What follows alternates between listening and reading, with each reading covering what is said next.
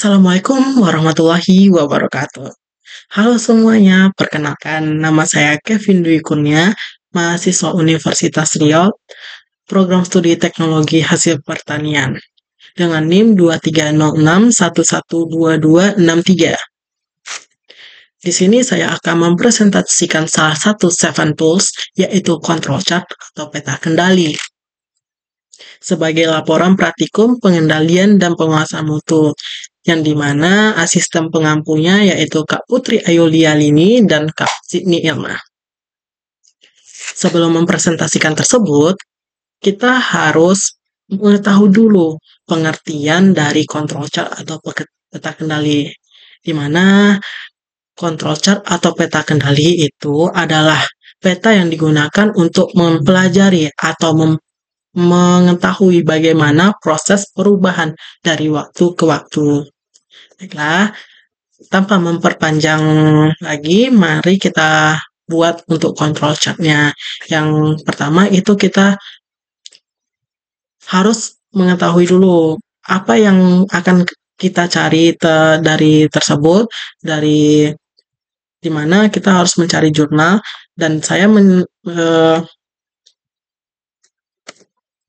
mengambil jurnal yaitu pengendalian kualitas produksi teh hijau menggunakan metode 7 tools pada PT Rumpun Sari Kemuning 1, di mana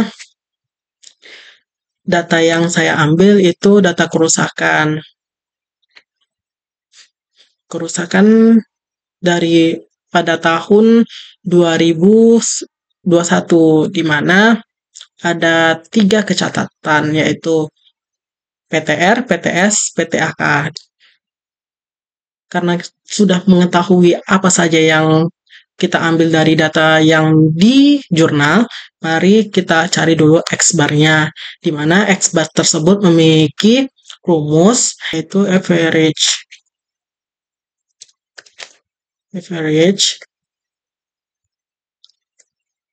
buka kurung, kita blok kerusakannya, lalu tutup kurung dan enter. Karena ini terlalu banyak, kita harus menguranginya dengan cara mengetik ini discrete desimal menjadi 3 angka di belakang koma saja. Lalu kita tidak perlu untuk mencari satu persatu, tinggal kita blok terus turunkan ke bawah. Nah, jadi lalu untuk X-chart ini memiliki rumus juga, di mana rumus R-chart itu sama dengan jumlah cacat yang terbesar dikurang dengan jumlah cacat yang paling sedikit, yaitu 45. Lalu enter aja langsung. Dan karena mencari R-chart tersebut dilakukan secara manual, untuk mempersingkat waktu saya sudah terlebih dahulu dan untuk CL chart ini kita memiliki rumus yaitu CLX chart itu menggunakan sama dengan average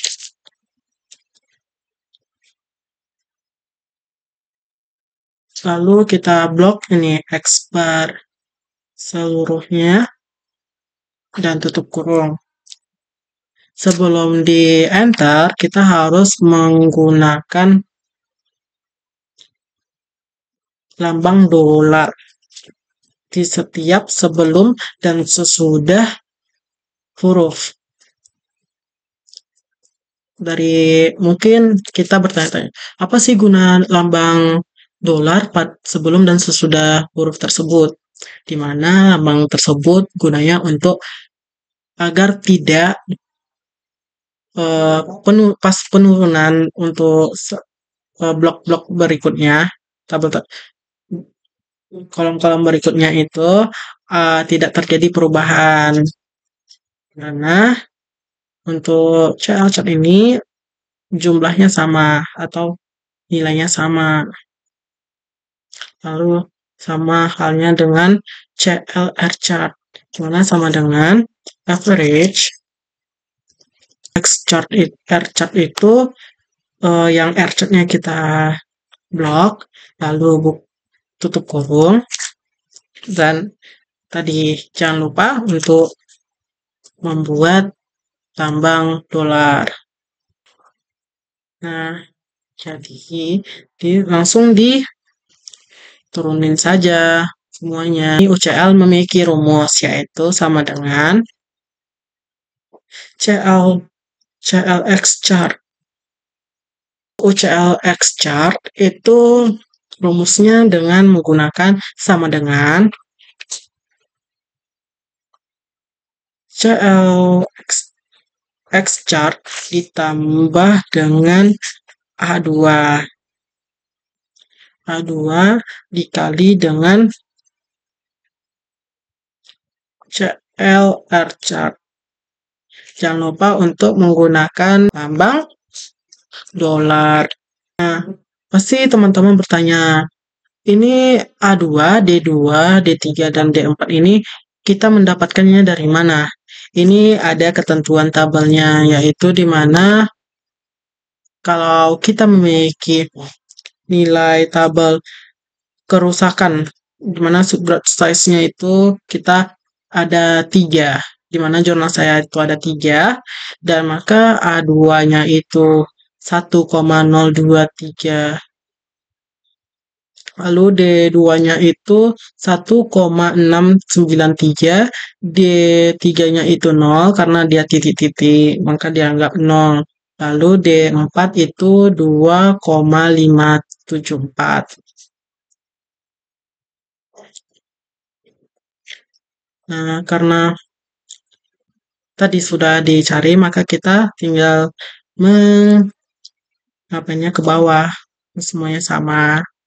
Lalu untuk UCLR chart itu kita menggunakan rumus sama dengan CLR chart kali dengan D4, lalu diberi dengan lambang dolar.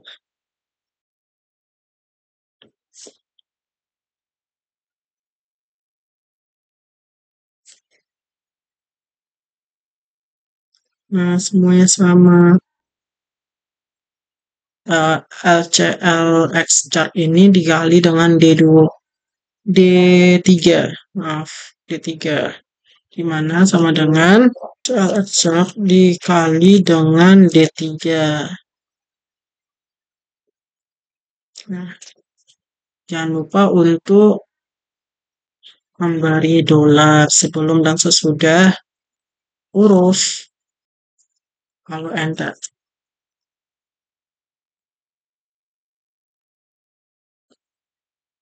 Setelah mendapatkan X bar, XR chart, CLX chart, CLR chart, UCLX chart, UCLR chart, dan LCLX chart, maka kita harus mencari grafik dari X chart terlebih dahulu, di mana kita memblok dulu terlebih dahulu X bar dan tekan kontrol agar kita bisa memblok blok yang kita inginkan, yaitu CLX chart, UCLR chart, X chart, maaf, lalu LCLX chart.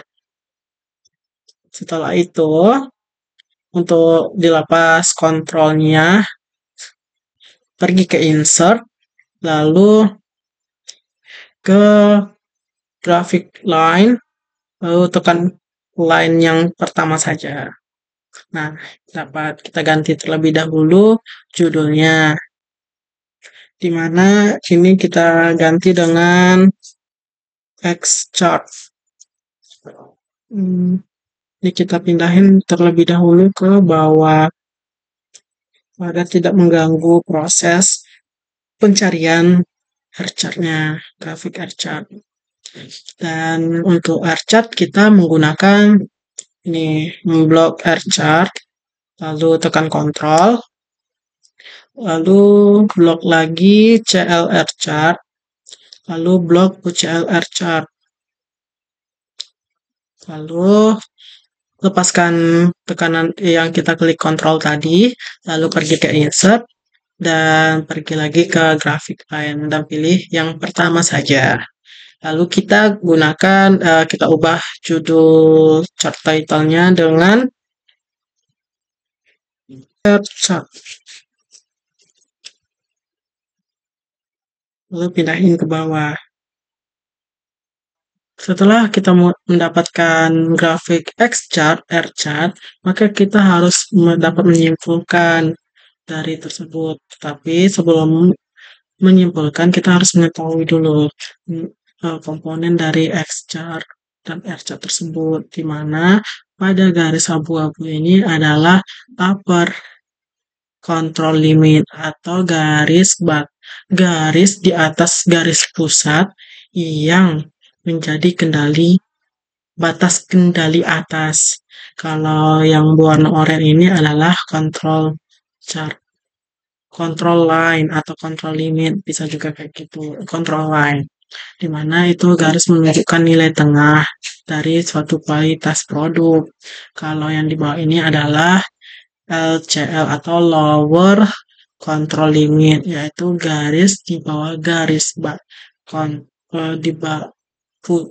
pusat atau central line sebagai batas kendali bawah.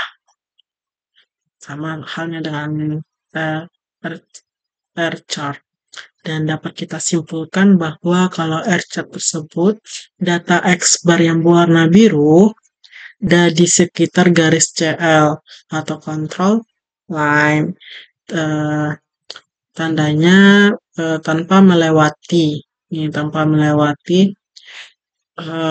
garis UCL dan LCL, menunjukkan bahwa proses benda dalam kendali yang ditentukan. Lalu untuk R chart ini adalah nilai R chart-nya mengalami fluktuasi yang cukup signifikan dari waktu ke waktu dan menunjukkan bahwa variabilitas proses tidak stabil. Dapat disimpulkan bahwa X chart dan R chart itu prosesnya tidak stabil karena dipengaruhi oleh beberapa pengaruh atau faktor. Mungkin hanya sekian yang dapat saya sampaikan, dan saya Kevin Dwi Kurnia. Apabila ada kesalahan kata dan perbuatan, saya akhiri dengan wassalamualaikum warahmatullahi wabarakatuh. Oke teman-teman, terima kasih sudah menonton videonya.